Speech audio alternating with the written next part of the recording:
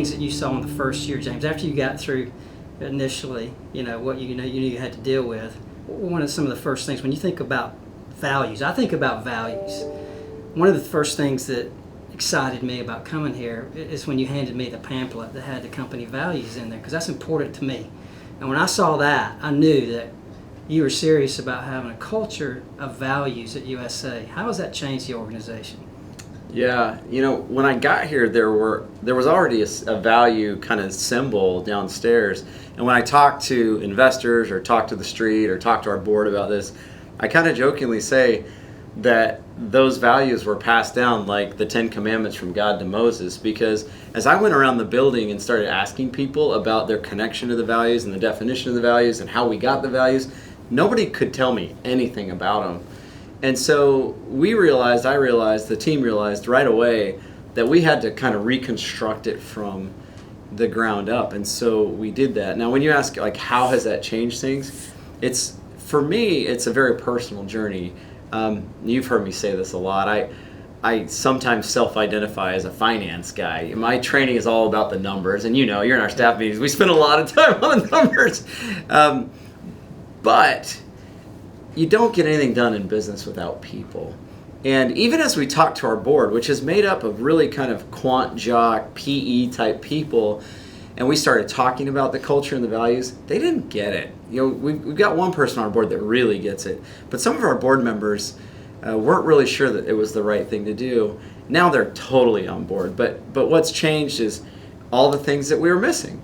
We've got continuity. I think it's fair to say that most, if not all, of our employees know about the USA Truck values, and we don't hire people that don't fit that footprint. Right. We talk about it every day in the business in all of our recurring meetings. We live it by the way we participate in the community and the way we treat people in dignified and responsible and high integrity ways. It just really permeates everything. And so, you've heard me share this phrase, again, I say it quite a bit, is teach people correct principles and let them govern themselves. The principles for us are the values.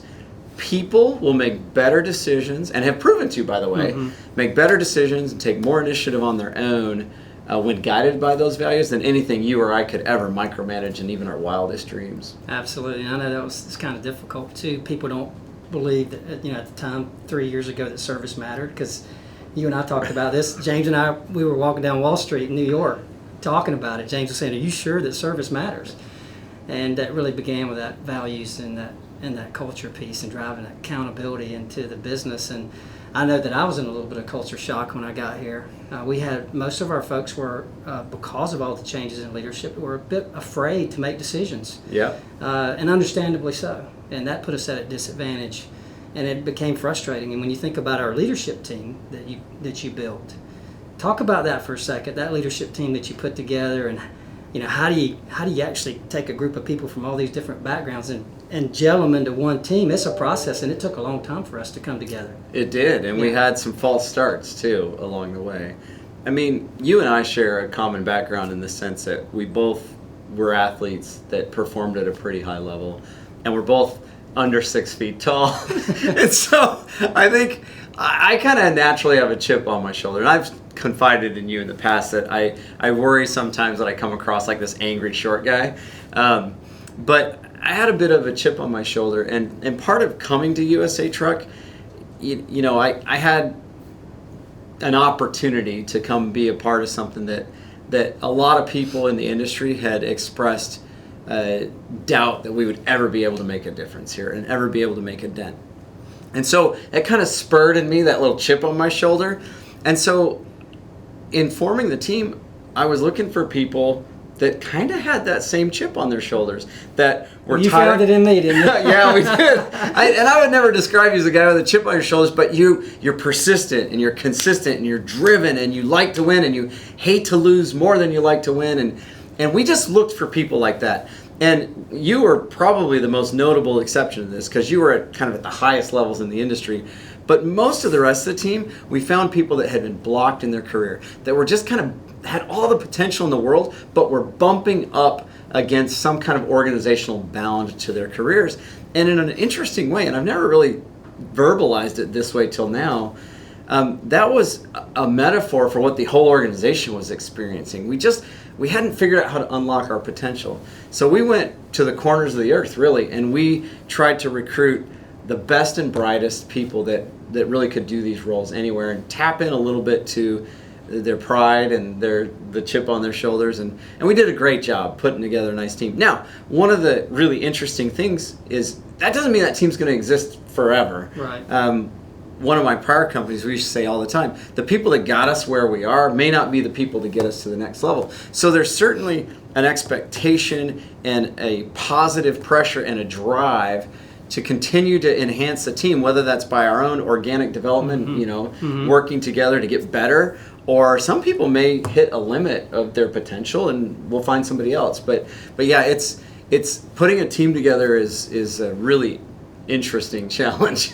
It is, and I think the culture piece, when you think about you're working into this leadership group, you're getting the right people on the bus, so to speak, and then we have a flood in Arkansas, and the markets already has been a little bit off, and we've all been working hard bringing on new customers at the time, and really helping our customers understand our value proposition. And then we have a flood here in Arkansas.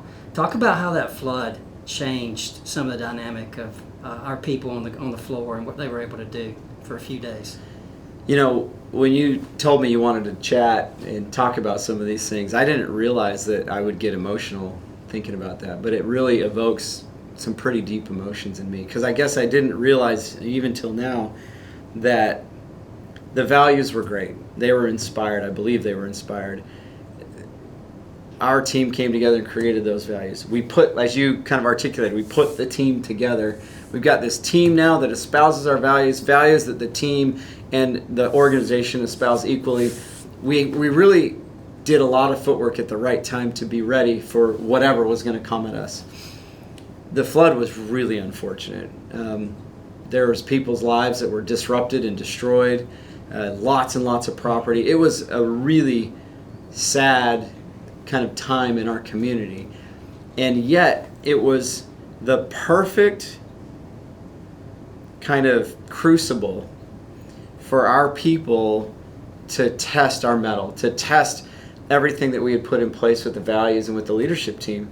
And so I remember having discussions with that team, and you probably remember the meeting. I stewed all weekend, and I asked for a meeting at 7 a.m. Monday morning, and that boardroom was full of people, and I walked people through what I was thinking about and what the implications would be if our building flooded, which were, frankly, that we would have to rely on the government to rescue us.